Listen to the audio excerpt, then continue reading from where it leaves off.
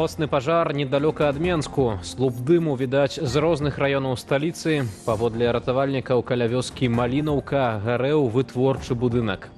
Вітаю, шаноўнае гаспадарства, з вами Вітаўт Ціўчык і сёння ў аб'ектыве. Пераймаць досвед у агрэсараў. Беларускіх вайскоўцаў зноў адправілі на палігон у Расею. На мою думку, бясконцае ІПСО, такое псіхалагічнае ўздзеянне на украінцаў, магчыма, на захад. Новыя заводы ў Беларусі. Кітай інвестуе ў прамысловасць. Кітайцам нават і выгадней было б, калі б Беларусь была рукападатнай. Чарговая справа агульнадзяржаўнага значэння. Узурпатар узяўся за яблыкі. Надо, чтобы было свое яблоко, чтобы люди были обеспечены. Пераймаць досвед баявых дзеянняў у беспасярэдніх удзельнікаў вайны. Беларускія танкісты адправіліся на палігон каля Ніжняга Новгараду, дзе вучаць мабілізаваных расейцаў. Гэта ўжо трэці абмен досведам на тэрыторыі Расеі толькі за апошнія 2 месяцы. Тэму працягне Антон Бяздольны.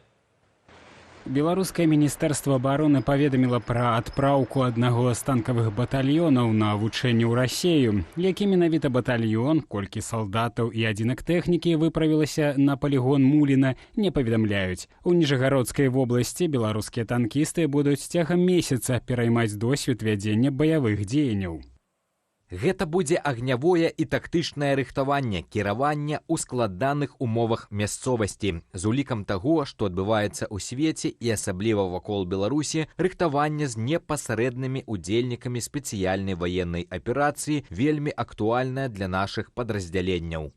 Такія выязныя вучэнні ў Расею адбываюцца рэгулярна. У пачатку верасня на неназваным расійскім палігоне стралялі з паланезаў. Яшчэ раней у жніўні беларускія ракетчыкі і артылерысты 2 тыдні пераймалі досвед расейцаў на Ашулуку каля Астрахані. Там хутчэй будзе весціся гаворка пра нейкія асаблівасці вядзення баявых дзеянняў, а не пра нейкія, там, я не думаю, там ужо суперпрактычныя заняткі. Зразумела, то, што нешта будзе адпрацоўвацца, нешта будзе паказвацца, але за такі кароткі перыяд шмат чаго не пакажаш. Вялікіх вучэнняў на тэрыторыі Беларусі не было з зімы 2022 года. Аднак сёлета ў лютым міністр абароны Віктор Хрэнін анансаваў, а ў пачатку верасня кіраўнік Савету бяспекі Александр Вальфовіч пацвердзіў, што рыхтуюцца супольныя вучэнні рэгіянальнай групоўкі войскаў гэтак званай саюзнай дзяржавы. Яны маюць прайсці ў 2025 годзе ў Беларусі. Колькі дзесяткаў гадоў Беларусь знаходіцца у военным хаўрусе з Расіяй. І гэтыя вучэнні былі кожнага году. Кожнага году ездзілі ракетчыкі беларускія, альбо расейцы да нас прыязджалі. Я быў успрымаў гэта як чарговае папросту ІПСО, чарговая спроба паказаць, што мы вось штосьці там плануем.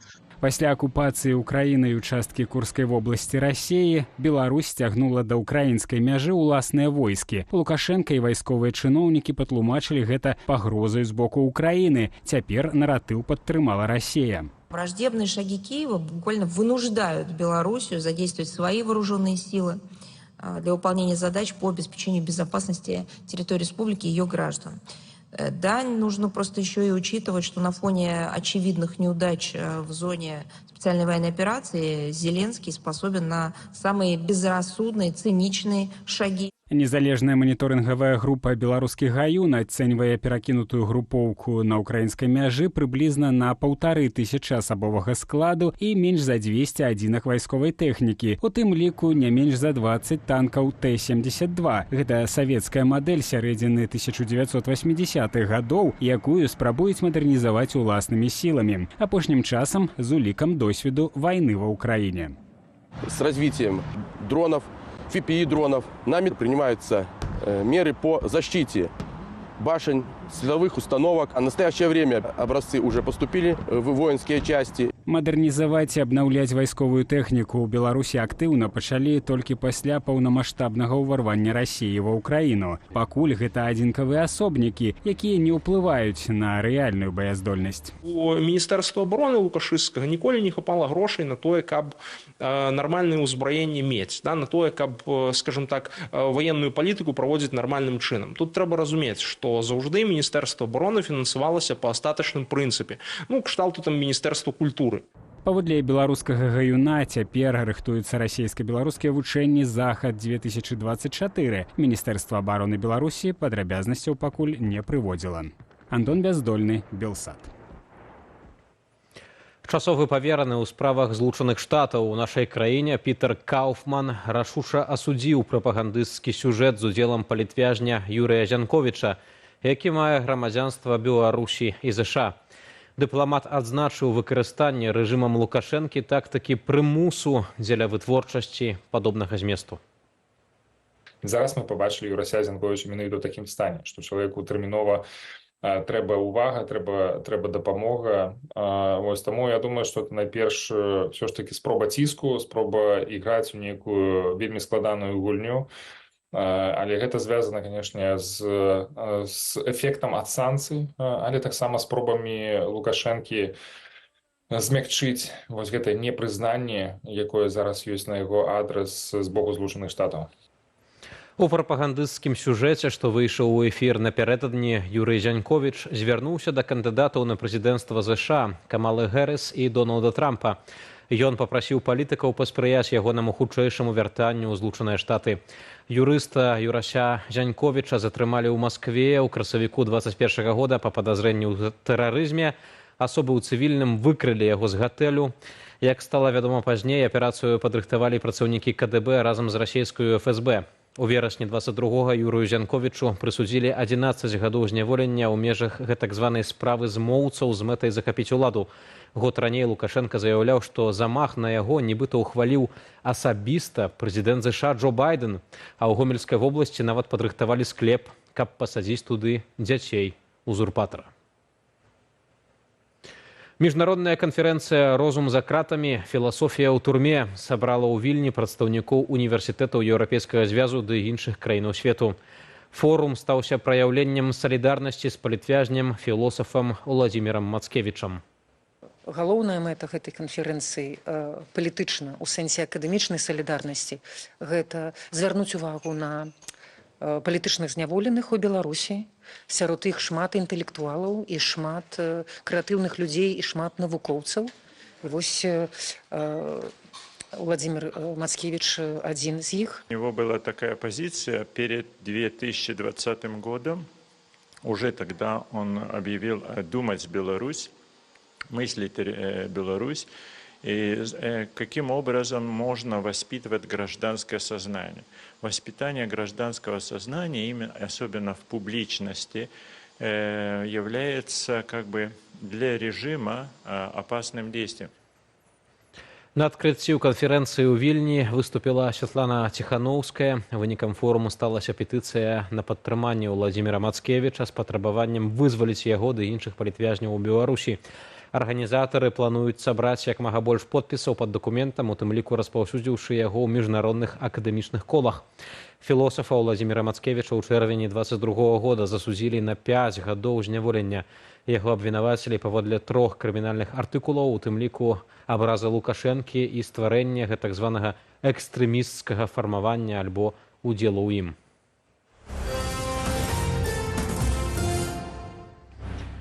Лукашенко на 31-м годзе кіравання распарадзіўся забяспечыць беларусаў айчыннымі яблыкамі. Развагамі узурпатар падзяліўся, наведваючы фермерскую гаспадарку ў Маладзечанскім раёне. Што адбываецца з нашымі яблычнымі садамі ды іх ураджаем, высвятляў Александр Баразенко. Чтобы нам там не размахивали поляки или кто там яблоком, возьмите у нас. Падчас наведання фермерскай гаспадаркі «Спартан Агра» у Маладзечанскім раёне Лукашенко чарговы раз даручыў забяспечыць айчынныя крамы беларускімі яблыкамі. Нам надо, чтобы мы перестали кланяться импортному яблоку. Я тебе уже об этом говорил. Надо, чтобы было свое яблоко, чтобы люди были обеспечены. Потребность у нас большая. Агульны аб'ём вытворчасці яблыкаў паводле Міністэрства сельскай гаспадаркі і харчавання за мінулы год склаў 210 тысяч тонаў. Больш за палову ад агульнага збору прыходзіцца на фермерскія гаспадаркі. Доля імпартных яблыкаў на паліцах крамаў каля 20%. Адзін з галоўных імпарцёраў традыцыйна Польша.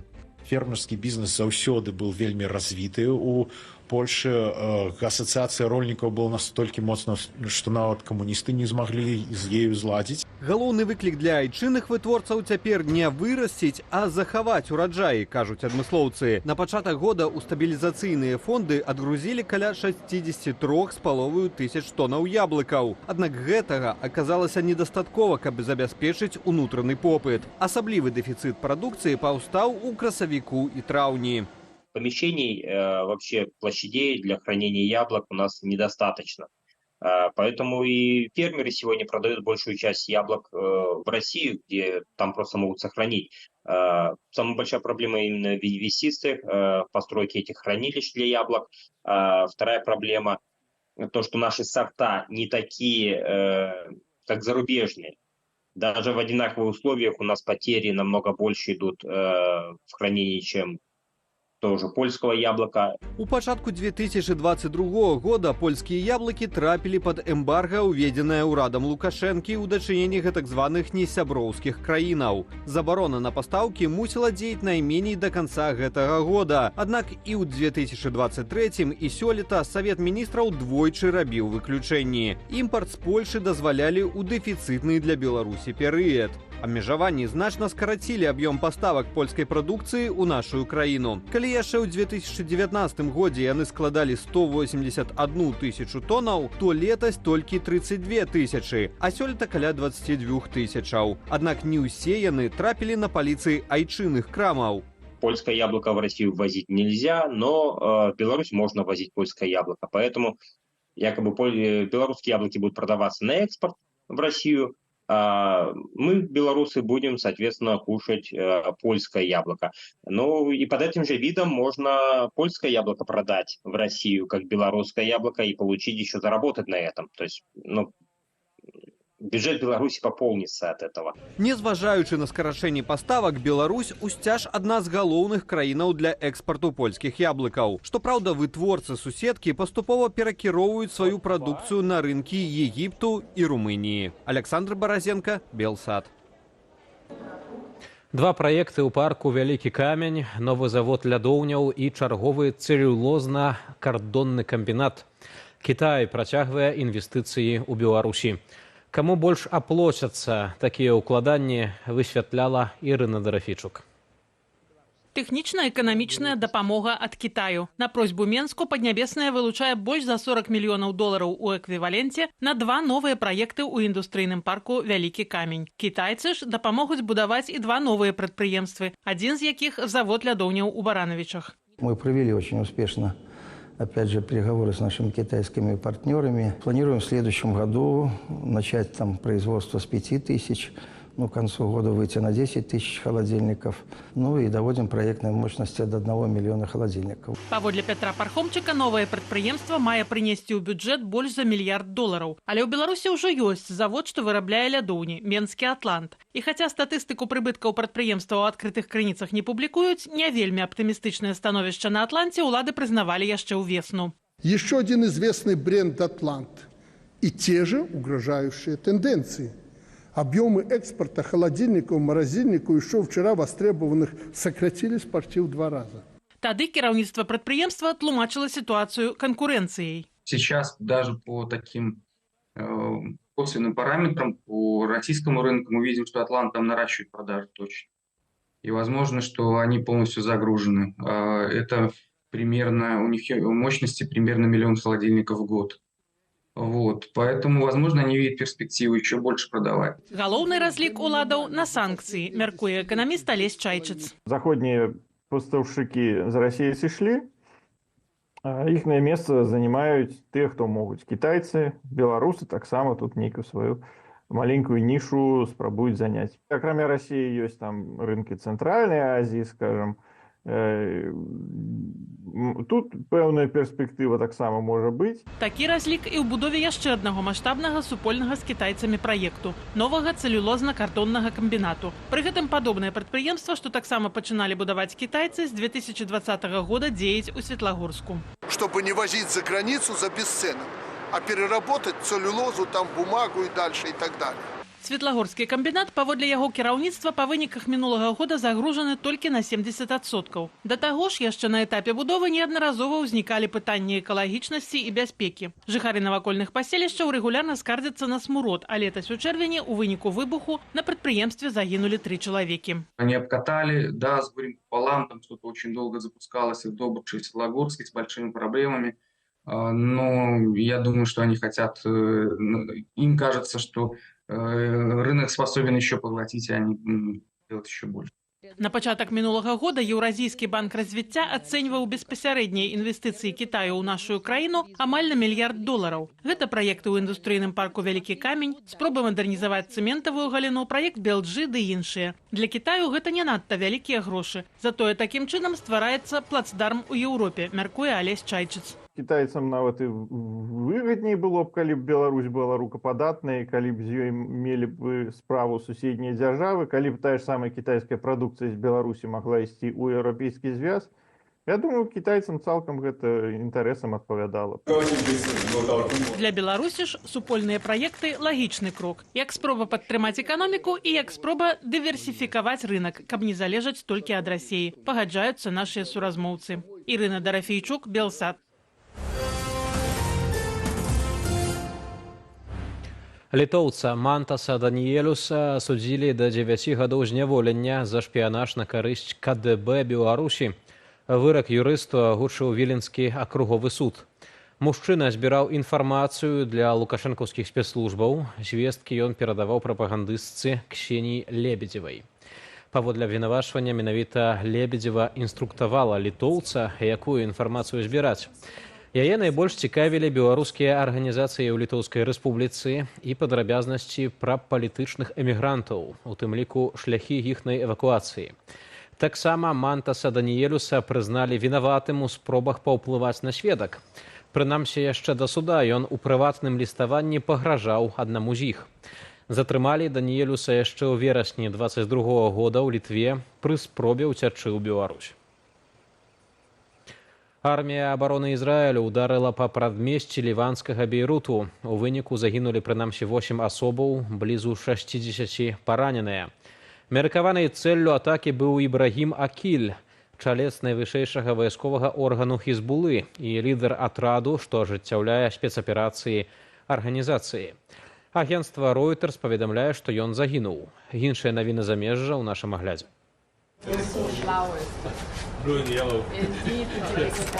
Візіт Урзулі фон дер Ляйен ва Украіну. У Кіеве кіраўніца Еўракамісіі сустрэлася з Уладзімірам Зеленскім. Абмяркоўвалі рыхтаванне энергетычнага сектару Украіны да зімы і яго абарону ва ўмовах расійскіх атак. Ды і не толькі гэта.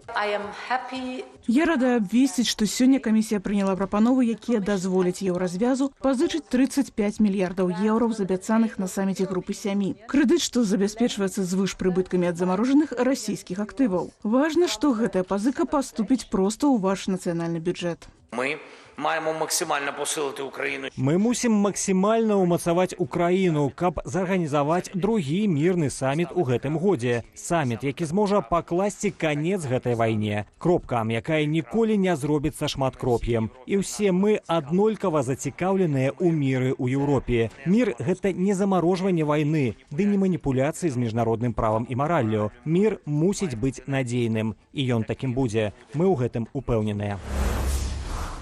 70 тысяч асобаў. BBC і выданне «Медіазона» назвалі пацверджаную колькасць расійскіх вайскоўцаў, якія загінулі падчас вайны ва ўкраіне. Сапраўдны лік значна большы, зазначаюць даследнікі. Сярод гэтых 70 тысячаў каля 20% складаюць добраахвотнікі. Яшчэ 19% ад пацверджаных смерцяў расійскіх вайскоўцаў гэта былыя вязні, якія пайшлі на вайну дзеля памілавання. Большасці добраахвотнікаў, якія гінуць на фронце ад 42 до 50 гадоў. Расія ведала пра наступ ЗСУ на Курск за некалькі месяцаў да яго пачатку. Піша «Гардыан» са спасылкаю на дакументы, захопленыя украінскім спецназам на Куршчыне. Расійскіх вайскоўцаў нібыта папярэджвалі пра рыхтаванне наступу як мінімум з пачатку студзеня. У дакументах таксама гаворыцца пра нізкі маральны дух падраздзяленняў у Курскай вобласці, нястачу кадраў і высокі ўзровень самагубстваў сярод вайскоўцаў. Прынамсі 24 асобы загінулі ў выніку паводкі і экстрэмальных умоваў надвор'я ў цэнтральнай Еўропе. Найбольш пацярпелі Аўстрыя, Румынія, Чэхія, Польшча. Найвышэйшы ўзровень небяспекі захоўваецца ў шэрагу рэгіёнаў. Паводка затапіла дарогі, разбурыла дамы і выклікала вымыканне электрычнасці. Улады змагаюцца з наступствамі ў тых месцах, дзе вада ўжо адступіла. Цяпер шторм абрынуўся на Італію. Długość trwania tego wezbrania. Працягласць гэтай вялікай хвалі перагрузіць набярэжныя. Яны ўбяруць ваду, могуць узнікнуць розныя збоі, таму наперадзе будзе шмат працы розных службаў увесь гэты час. Грамадскасць таксама мусіць быць пільная. Навукоўцы папярэджваюць, новы варыянт каронавіруса, які распаўсюджваецца ў Еўропе і па ўсім свеце, неўзабаве можа зрабіцца дамінантным. Варыянт XEC – гібрид больш ранніх варыянтаў віруса. Як мяркуюць, мутацыі новага штаму могуць спрыяць лягчэйшаму распаўсюду гэтаю восенню. Яго сімптомы – высокая тэмпература, стомленасць, ламота ў целе, кашаль ці боль у горле. Упершыню варыянт XEC выявілі ў Берліне сёлета ў чэрвені. З таго часу яго зафіксавалі ў 15 краінах свету. Ян Федарович, Белсат. 150 прадпрымальнікаў з усяго свету сабраліся ў Варшаве на беларускім бізнес-форуме. Інвестары, эксперты з розных сфераў, ад вулічнага харчавання да аўтабізнесу абмеркавалі будучыню. Намагаліся дапамагчы парадай ці фінансамі або атрымаць дапамогу на развіццё сваёй справы. На месцы падзеяў быў наш карэспандэнт Андрэй Сульжыц. Паверыць у сябе, каб распачаць уласную справу, ці як перавесці фірму за мяжу, захаваць і развіць яе. Гэтае пытанне абмеркавалі ў Варшаве на ўжо 7-м беларускім бізнес-форуме ў Еўропе. Падзею зарганізавала Асацыяцыя беларускага бізнесу за мяжой. Прыехалі прафесіяналы, эксперты з шэрагу краін, якія могуць распавесці, як рабіць бізнес лепей, як развіваць свой бізнес, як выкарыстоўваць сучасныя тэхналогіі пры развіцці свайго бізнесу, як выкарыстоўваць медыа, як лепш выбудоўваць рэкламныя акцыі. Пра гэта сёння мы все паразмаўляем. Акрамя таго, паразмаўляем пра тое, дзе ўзяць сродкі на развіццё свайго бізнесу. Удзел у форуме бяруць каля 150 прадпрымальнікаў, якія вядуць бізнес у розных краінах і нават кантынентах, ад уладальнікаў маленькіх кавярняў да буйных IT-прадпрымальнікаў. Мы за гэты бізнес ручаемся, што ён ніяк не звязаны з рэжымам, што ён ніяк не падтрымлівае вайну, што ён ніяк не ўдзельнічае ў абыходзе санкцый. Бо гэта бізнес, якому мы давяраем. Для гэтага у нас ёсць працэдура акрэдытацыі гэтага бізнесу.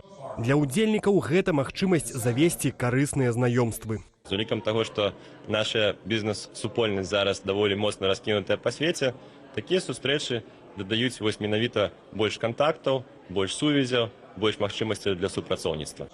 З платаю падаткаў за мяжою беларускі бізнес робіць унёсак у эканоміку іншых краінаў. Аднак ці прынясуць прадпрымальнікі карысць сваёй краіне, калі ў Беларусі зменіцца сітуацыя? Я перакананы, што нават тыя, хто фізічна застануцца са сваімі сем'ямі жыць у краінах Еўропы, у Злучаных Штатах, недзе яшчэ, усё роўна са сваімі бізнес-ідэямі, з маштабаваннем свайго бізнеса яны у Беларусь так ці іначай вернуцца. А многія вернуцца і цалкам, таму што адчуваюць сваю патрэбу быць дома. Неўзабаве за гэтымі дзвярыма арганізатары абвясцяць пераможцаў конкурсу беларускіх бізнесаў за мяжой. Узнагародзяць найлепшыя кампаніі ў намінацыі «Бізнес-лэдзі», «Бізнес, звязаны з творчасцю» і самы экалагічны бізнес.